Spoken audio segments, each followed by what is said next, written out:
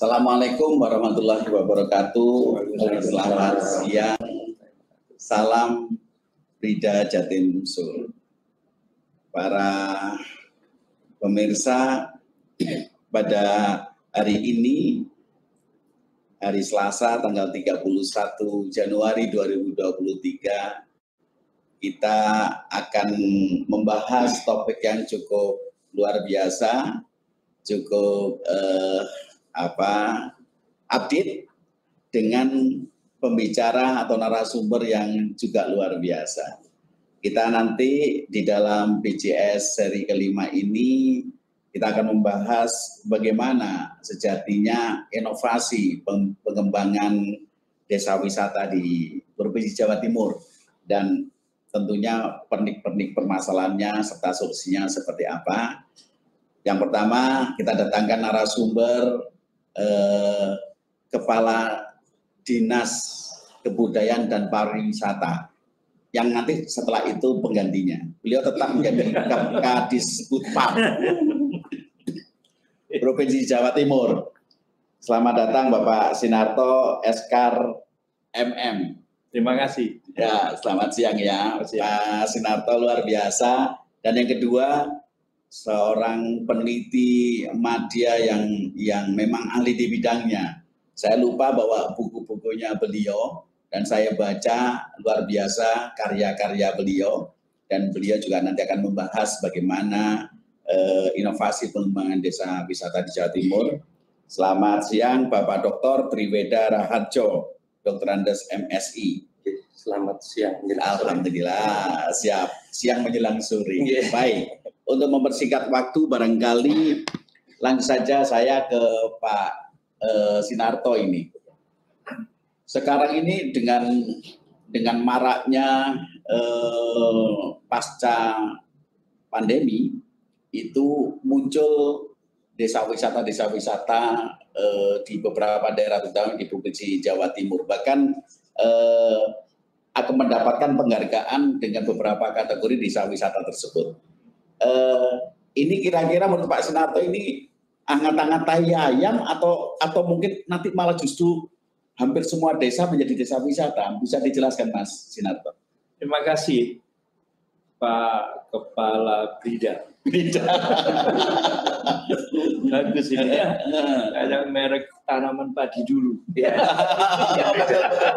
Tapi ada yang memberikan akronim ya, dan Brida. Ya. Tapi Bank Rakyat Indonesia Daerah. Jadi Brida. saya itu adalah di Direktur Bank. Iya. Baik, Pak Sinarto. Perkembangan desa wisata itu sangat menarik. Kayak udah menjadi mindset kepariwisataan sekarang. Oh gitu. Betul. Jadi bukan anget-anget ayam, bukan, tapi menjadi satu pilihan. Ketika pariwisata memang betul-betul dipercaya menjadi salah satu sumber ekonomi yang bisa bergerak di masyarakat dan bisa dilakukan oleh siapa.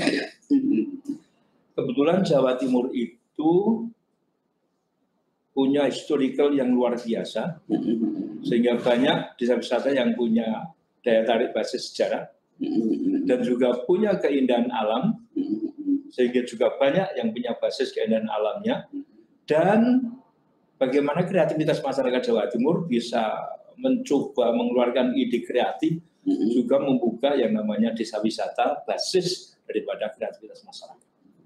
Dari itu menjadikan Jawa Timur sekarang sekitar 500 lebih. 500 lebih desa wisata. Ya, itu yang sudah berkembang, dikatakan sudah memang berkembang maju. Kalau mengikuti tahapan itu jelas yang berkembang dan yang maju masih bisa dihitung dengan beragam beragam. Banyak yang masih rintisan. Tetapi masalahnya kan begini, kalau hanya hubungannya dengan siapa yang berkunjung saja, saya pikir persoalan itu tidak bisa lalu kita mengatakan itu belum maju atau belum berkembang. Karena apa? Perputaran orang atau wisatawan itu sekarang juga dipengaruhi oleh ekonomi global.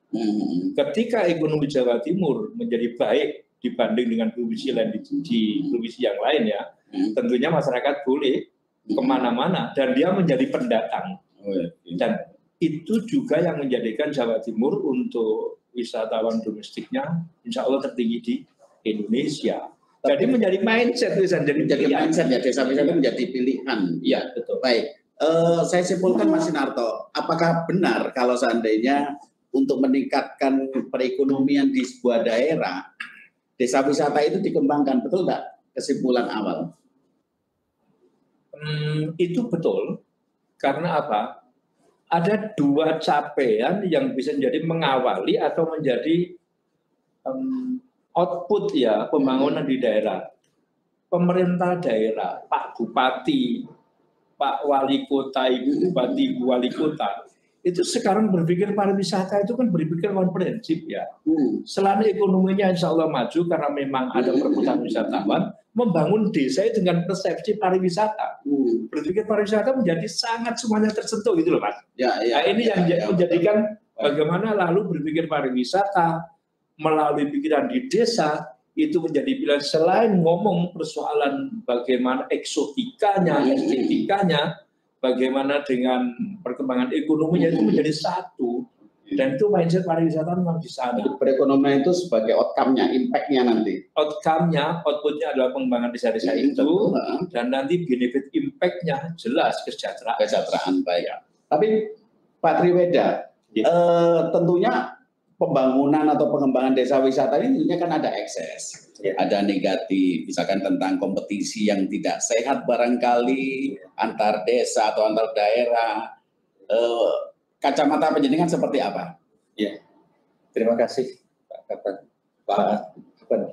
Jadi pariwisata itu sebetulnya kan biasanya terjualnya pariwisata itu dengan paket. Jadi justru persaingan itu kalau apalagi desa wisata itu hampir-hampir nggak ada. Ya, karena tiap-tiap daerah itu akan mengembangkan potensi yang mereka miliki sendiri. Nah ini dijual paket. Misalnya paketnya seperti apa?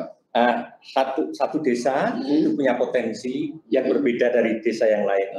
Maka wisatawan itu berkunjung ke desa, semua desa yang ada di sekitar situ. Makanya mereka mengembangkan keragaman, keanekaragaman yang mereka miliki masing-masing.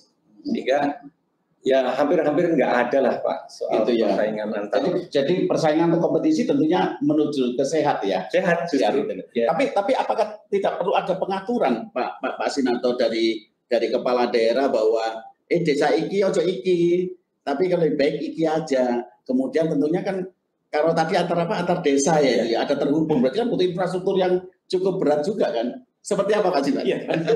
Betul Mas. Jadi begini, memang yang menjadikan masalah ke depan itu adalah keseriusan membuat diversifikasi daya tarik. Diversifikasi daya tarik. Karena apa? Perjalanan wisatawan itu pasti experience. Dan itu tidak bisa lalu sama. Tetapi euforia daripada masyarakat ketika ingin mendapatkan rezeki itu seringkali seakan-akan kalau di sana ada bakso laris, saya akan jual bakso laris di sini. Saya akan begitu. Padahal itu nanti akan menjadi kanibal. Benar, akan saling merugikan yang lain. Sehingga pemerintah provinsi dengan pemerintah kabupaten kota dibantu oleh komunitas, ada Pokdarwis, mencoba untuk membuat pemetaan. Model paket, lalu ada yang namanya daya tarik yang bisa membedakan di antara desa yang satu dengan desa yang lain. Dan ini dalam pengawasan yang sangat kami lakukan dengan ketat. Serius. Sehingga kan harus turun ke Trenggalek itu sadhe Pak, 100 juta wisata. Gila. Saya ketemu sama Pak Bupati. Itu harus dicermati betul loh. Hati-hati nanti sekedar membuat pasar malam dikatakan desa wisata. Jangan. Ada produk yang teruji basis komunitas itu menjadi satu pilihan mengapa dia dikasih label desa wisata. Kalau tidak betul jadi sampah. Dan Jawa Timur berkembangnya beda dengan Bali. Beda, sangat beda. Kami melakukan studi dan sini harus hati-hati betul. Jangan sampai dari desa yang ke depan tidak laku pikiran pariwisata dengan produk yang bersaing dengan tetangganya lalu menjadi sampah. Ini bahaya. Kadis Putpar Kabupaten Trenggalek mudah-mudahan memonitor yang disampaikan oleh Pak Sinarto. Baik, kita kembali ke Pak Triweda. Komandan Sekda dulu. Gitu ya. Pak Tri, membuat desa wisata itu gampang angel gampang, atau seperti apa sih? Coba ini mungkin Kang Nanu, saya kira puluhan ribu ya desa di mana di Jawa Timur itu ya. Tapi ada desa yang ada macam-macam. Apakah membuat desa wisata itu mahal atau gampang atau sulitan seperti apa? Ya, yang jelas saya kebetulan ada bukunya. Oh iya, itu buku. Terus pengembangan Ditunjukkan ke kata hukum. Ya. Pengembangan ini sudah dihakikan juga. Oke, dihakikan. Nanti saya Wajib dibaca. Siap. Coba diceritakan. Dalam mengembangkan desa wisata itu, kalau di situ kata sikung, ya Pak. Kata sikung itu apa? Kata itu pendekatan, tahapan, strategi pemasaran, dan sistem pendukung. Wah, luar biasa. Ya, jadi ini yang menjadi fokus dari buku ini. Ini juga hasil riset dulunya. Iya. Oh, siap. Jadi artinya bahwa kalau membuat desa wisata dengan tahapan-tahapan semacam itu maka akan menjadi jauh lebih bagus. Ya, gitu ya. Ini menjadi panduan gitu ya. Kalau untuk kemahalan, desa wisata itu begini Pak ya. Jadi, kalau saya bahas sedikit kaitannya dengan pendekatan. Pendekatan itu yang pertama adalah pendekatan sustainable tourism development. Sistemnya berkelanjutan ya. Harus berkelanjutan, dia harus punya potensi. Ya. Kemudian yang kedua adalah community based. Ya. Jadi dia harus berbasis masyarakat. Ya. Beberapa kali saya presentasi di desa-desa, termasuk di desa Balongbendo saya pernah. Jadi ada 5 desa lah saya yang diundang oleh mereka. Saya pernah dilabrak sama BPD-nya Pak. Kenapa? Untuk membangun, misalkan ada ilustrasinya seperti apa desa wisata. Itu berapa miliar Pak? Saya harus membangun itu. Iya. Ini salah. Jadi, desa wisata itu adalah miniatur destinasi yang dikelola oleh masyarakat dan desa sebagai satu entitas bisnis. Jadi yang mengelola dua pihak, masyarakat dan desa. Makanya kalau di desa itu ada BUMDes, ada juga UMKM, masyarakat. Itu dengan adanya itu mesti akan menggeliat ya. Ya, artinya ini tidak menjadi tanggungan desa sendiri. Makanya kalau sempat disebutkan ini sebagai bisa menjadi upaya untuk pengentasan kemiskinan, betul. Karena di samping itu tidak butuh dana yang banyak, tetapi butuh waktu. Tapi pengalaman Pak Sinarto sebagai Kepala Dinas Kebudayaan Pariwisata di Jawa Timur, ada tidak laporan desa wisata yang dibentuk kemudian mangkrak atau merasa rugi atau justru malah pengen jadi sampah, itu ada enggak kira-kira? Dari kepala dinasnya yang lapor Pak, tidak dari kepala desanya. Oke. Ya, karena sekali lagi bahwa inisiatif membuat desa wisata itu dari desa, lalu kabupaten memberikan fasilitas. Nah, pengukuhannya dari bupati. Nah, mengapa? Ya karena itu tadi, bagaimana orang sebetulnya tidak pernah sih mereka itu berpikir desa wisata yang bagaimana ya. Tapi dia berpikir kalau buat suatu aktivitas ada wisatawan datang dianggap sudah akses pariwisata. Ini yang menjadikan pemerintah harus melakukan pendampingan sehingga hal yang sudah dilakukan untuk meraup ekonomi dengan pikiran pariwisata itu lalu tidak menjadi tumpul ke apa-apa. Ya. Hanya saja kan begini Pak Andri, bahwa apapun yang kita lakukan itu harus punya dasar yang bisa dikerjakan secara terus-menerus. Kesempatan yang terbaik untuk mengelola desa itu ya pelajari potensinya dulu. Punya potensi apa gitu ya. Tidak cepat-cepat mau desa wisata lalu dia membeli tanah atau sewa tanah di luar desanya, nggak ada hubungannya dengan potensi desanya. Akhirnya menjadi dicari kreasi. Itu yang menjadi tidak gampang dikelola. Karena jauh dari yang dimiliki oleh masyarakat di situ. Kalau kita pergi ke Bali yang punya desa Kelangeran ya, yang paling bagus, itu kan dikelola sudah punya potensi budaya yang bagus, lalu dikelola dengan ada bangunan yang bisa membatasi orang untuk berbuat lebih dari yang diinginkan, sehingga keindahannya muncul kan gitu. Di kita itu tidak begitu. Ini bedanya di Bali dengan di Jawa Timur. Di Jawa Timur itu banyak loh desa itu lalu membeli tanah di luar desa. Nah, itu yang saya khawatirkan itu ya benar. Itu yang menurut saya harus hati-hati betul.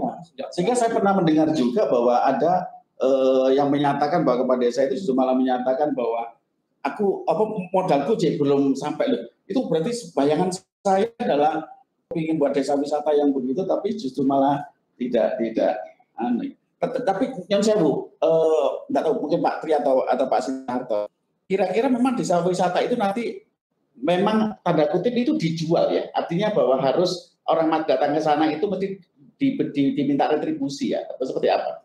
Ya namanya benefit impact-nya kan ke ekonomi, kesejahteraan. Tentunya itu perlu ya. Tentunya istilah dijual itu nggak apa-apa. Kalau akses pariwisata memang bisnis. Bisnis ya. Di produk yang dimunculkan dari kemampuan masyarakat desa, lalu dijual, itu saya pikir ya harus dari pertaruhan. Betul, ya. Kalau tidak laku dan tidak ada tujuan ekonomi, ya ngapain buat desa wisata? Siap. Oke, baik. Tapi Pak Tri selaku peneliti, ada yang ini kita ngomong ekses lagi ya, kita ngomong satu yang negatif. Ada yang punya pemikiran yang tidak tahu terlalu jauh atau seperti apa. Itu tidak mau melanjutkan ke jenjang pendidikan lebih tinggi, yang pengen bekerja sana saja deh. Misalkan itu ya, mungkin dibangun ada resort atau mungkin hotel kecil, hotel melati dan sebagainya. Itu sampai ke sana enggak pemikiran penjenengan? Jadi kalau ada tadi 4 hal, ya, ada sistem pendukung. Ada sistem pendukung. Ini yang mengatur tentang bisnisnya dan investasinya, mengatur tentang kemitraannya. Kemitraan. Jadi mereka harus juga kebijakan dan program itu harus melindungi itu semua. Makanya kebijakan yang diatur di dalam pengembangan desa wisata itu ada mulai dari mikro, dari kebijakan desa itu ada perdesnya, terus dari kabupaten sampai ke nasional. Jadi mikro, meso sampai makronya. Baik. Nah, itu harus melindungi itu. Harus melindungi itu ya. Kemungkinan itu ada ya mungkin Pak Sinnya. Kemungkinan itu ada jadi pekerja anak, kemudian ada kekerasan seksual anak. Itu mungkin tidak, atau mungkin kita terlalu jauh ya orang pemikiran semacam itu. Bukan terlalu jauh, dan kemungkinan mesti namanya kemungkinan itu ada. Tapi saya pikir begini, saya memang pernah Pak mendiskusikan persoalan pengaruh pariwisata terhadap bencana. Itu dimanapun memang ada sisi negatif. Tapi sekarang kita sudah berani membicarakan bahwa yang namanya pariwisata itu tidak boleh berpikir kedatangan orang lalu dia kalah. Justru orang masuk ke tempat wisata, termasuk desa, itu dia mendapatkan pengalaman positif. Sehingga yang dikembangkan di sana adalah termasuk bagaimana sistem sosialnya itu menjadi daya tarik pariwisata yang luar biasa. Saya pernah kedatangan anggota DPRD dari Banyuwangi, Pak. Ya nyindir kita, Pak Sin itu kalau Banyuwangi jadi daerah wisata, saya khawatir negatifnya banyak. Saya bertanya, sampean dari kampung mana? Katanya gitu. Lalu sampean pengen jual apa sih? Yang dirusak apanya? Oh, sistem agamanya bagus, Pak. Itu aja yang dijual sistem agama. Siap. Bagaimana kehidupan beragama di tempat sampean lalu menjadi apa? Daya tarik. Kalau perlu orang mau masuk kampung sampean, suruh wudhu dulu di luar itu. Itu pengalamannya tidak pernah didapatkan sewisatawan di daerahnya. Jadi potensi itu jadi branding. Jadi branding artinya apa? Kalau ada pengaruh negatif itu pasti ada manajemen yang salah. Dimanapun kalau manajemen salah, mesti pengaruh negatif. Tapi kalau betul-betul berpikir bahwa bagian dari yang dibawa dan yang dilihat, mesti ada yang dipikir. Orang sepulang dari Bali mendapatkan apa? Waduh, budayanya bagus. Bahkan begini Mas Andri. Ini saya kemarin baru seminggu yang lalu telepon sama teman-teman cagar budaya sejarah. Saya akan bicara tentang historical tourism. Historical tourism. Tapi ini belum ada. Saya kadang ngomong ya, nggak apa-apa. Ngomong-ngomong banyak-banyak itu. Historical tourism. Seperti apa historical? tourism itu pasti. Yang namanya Jawa Timur itu apa? Majapahit. Tapi masih kalah dengan cerita Majapahit yang ditampilkan di Bali. Ya, Ya. saya terpikir nanti orang yang di Bali mendapatkan cerita Erlangga yang sampai nanti ke Majapahit itu ada sambung ceritanya. Sehingga si wisatawan kalau datang ke Bali ada cerita Majapahit tidak tuntas kalau tidak datang ke Jawa Timur melanjutkan daripada dia yang dapatkan. Itu termasuk Sriwijaya juga begitu. Ini perlu dilakukan sehingga itu nantinya akan membuat perjalanan itinerary daripada wisatawan akan melengkapi pengetahuannya. Begitu, Mas. Ya. Itu menghilangkan daripada persaingan yang tidak menguntungkan. Tapi kalau wisata itu menjadi sebuah perjalanan, orang akan terus belajar sesuatu dari perjalanan wisata. Ngaten. Siap. Bagus. Historical tourism. Ya. Luar biasa para pemirsa. Waktunya termasuk di desa loh Pak ya. Ya. Di desa juga begitu. Baik. Waktunya ini agak sempit karena kita tidak sadar berjalan sudah 20 menitan. Pak Tri, ini kira-kira desa wisata namanya desa itu kan sulit terjangkau ya. Memasarkannya itu seperti apa sih untuk zaman sekarang ini? Apakah perlu dengan media sosial atau seperti apa sih penjenengan? Bulan saya melihat penjenengan kepakarannya itu pemasaran, manajemen pemasaran. Seperti apa Pak Tri? Jadi sekarang ini kan sudah aneh ya. Jadi IT sudah berkembang luar biasa. Iya. Jadi hasil riset saya kemana-mana, mereka sudah memanfaatkan teknologi informasi. Ya. Jadi tidak ada lagi yang tersembunyi sekarang. Oh iya. Jadi kalau saya sebutkan lagi pendekatan tadi, setelah sustainable, community based, satu lagi kreatif, inovatif, dan entrepreneurship. Oke. Kreatif. Jadi ada 3 pendekatan. Dari sinilah. Jadi kita punya apa? Punya heritage, apa sejarah dan sebagainya.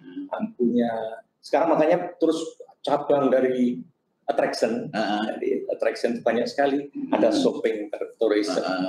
Kalau historical tourism tadi itu sudah sangat enggak biasa ya. Luar biasa, akan berkembang seperti itu. Apalagi Jawa Timur historinya juga luar biasa. Baik, closing statement sekarang yang terakhir Pak Sinarto atau Pak Tri terlebih dahulu deh. Nanti closing statementnya gongnya Pak Sinarto. Kira-kira Pak Tri closing statement apa yang penjenengan tawarkan, penjenengan sarankan kepada pemirsa ini, Bida Jatim Show ini tentang bagaimana sejatinya pengembangan desa wisata di Jawa Timur.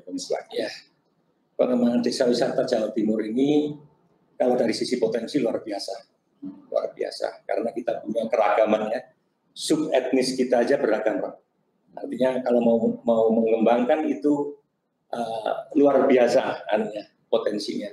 Di samping itu ya kalau saya sudah meneliti ya, ini penelitian hasil tahun 2019 di Probolinggo dan Malang, di Gubuk Lakah dan Ujung Kidul, Pak Sing.